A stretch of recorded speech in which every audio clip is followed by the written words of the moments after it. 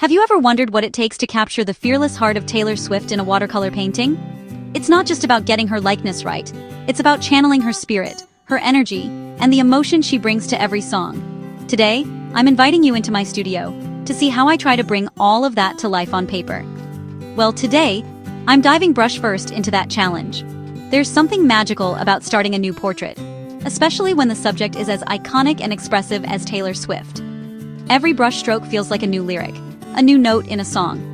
First things first, I start by sketching out Taylor's iconic features. Those bold eyes, that confident gaze, it's all about channeling her energy onto paper. I study her photos, looking for the little details that make her instantly recognizable. The arch of her brow, the shape of her lips, the way her hair frames her face. It's almost like getting to know her all over again, but through the eyes of an artist. I'm keeping the pencil lines light, just enough to guide my paint, because in watercolor, less is always more. The beauty of watercolor is in its transparency, so I want the paint to do most of the talking. The sketch is just a gentle roadmap, a whisper beneath the color. Now, let's talk colors. For Taylor's skin, I blend a soft peach with a hint of rose. Watercolor is all about layers, so I build up the shades slowly, letting each wash dry before adding more depth. I love how the colors mingle and settle, creating subtle shifts in tone that mimic real skin. Sometimes, I'll add a touch of yellow or even a little blue in the shadows to give the portrait more life and dimension. For cheekbones, a gentle sweep of blush capturing that natural, fearless glow. I use a diluted pink, letting the water carry the pigment so it settles softly on the paper. It's all about building up that healthy, radiant look without overworking the paint. Next up, those sparkling eyes.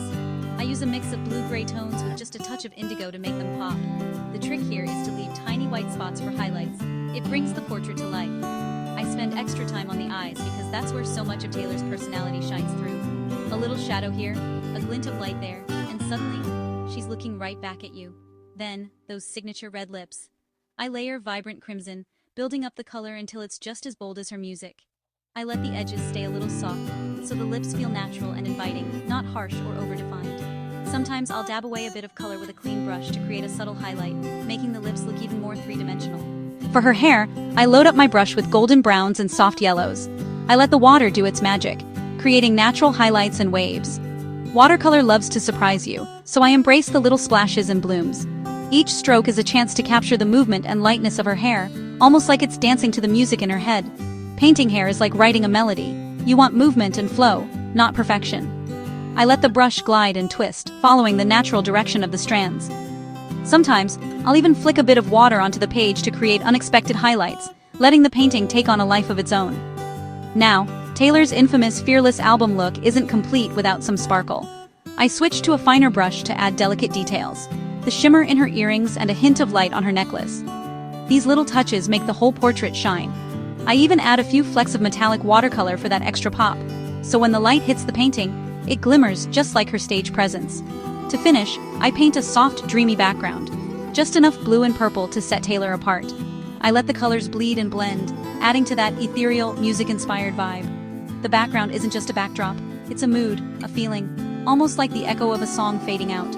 Sometimes I'll sprinkle a little salt on the wet paint to create interesting textures, giving the whole piece a sense of movement and magic. Throughout the process, I'm thinking about what makes Taylor so captivating. Her strength, her vulnerability, her fearless heart. I want every brushstroke to reflect her story, her passion, and the way she inspires millions. Painting her isn't just about technique, it's about emotion, about telling a story with color and water. So if you ever find yourself staring at a blank page, unsure where to start, just remember, art is a little bit of courage and a whole lot of heart. Every artist feels that moment of hesitation, but it's in those first brave strokes that the magic begins. Don't be afraid to make mistakes. Sometimes the best parts of a painting are the happy accidents. And there you have it, Taylor Swift, captured in watercolor, one fearless heart at a time. Each painting is a journey, and every time I finish, I feel like I've learned something new. Not just about art, but about the person I'm painting and myself as well.